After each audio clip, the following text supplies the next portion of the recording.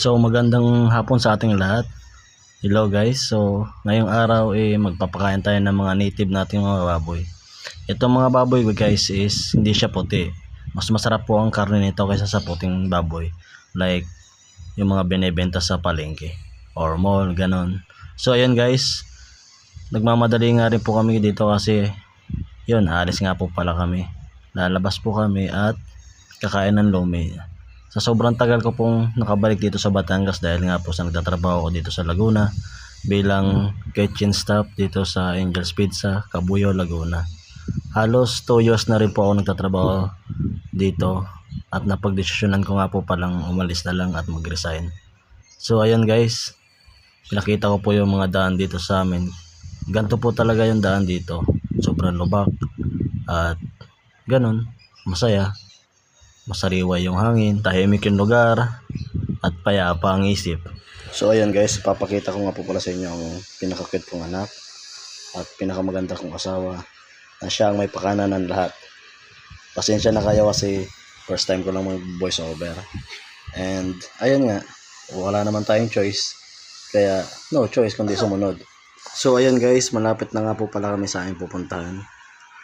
Dito po sa may kanto ng Alupay.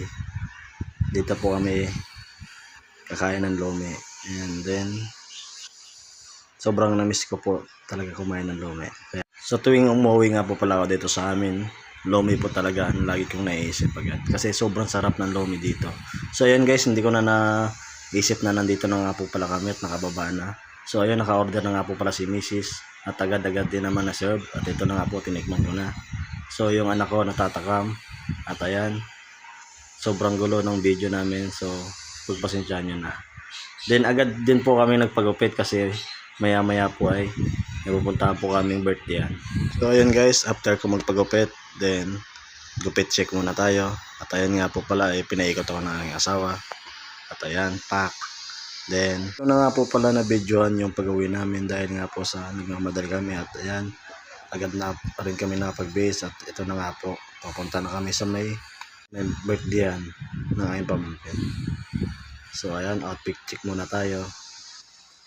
Ito na nga po pala, kasama ko ng aking pinsan, ng aking tiyahin at ang aking mga kapatid. At ang hindi mawawala yung driver namin. At ito na nga po pala guys, nakarating na kami. Ayan, sobrang ganda ng kanilang venue. So ayan, nagpa-picture na po kami. And then pagkatapos nga po pala namin mag-picture, kumain na din kami agad. Hindi na rin po namin na videoan kasi nga sobrang busy na. So, salamat po sa lahat and God bless. Yan lang po.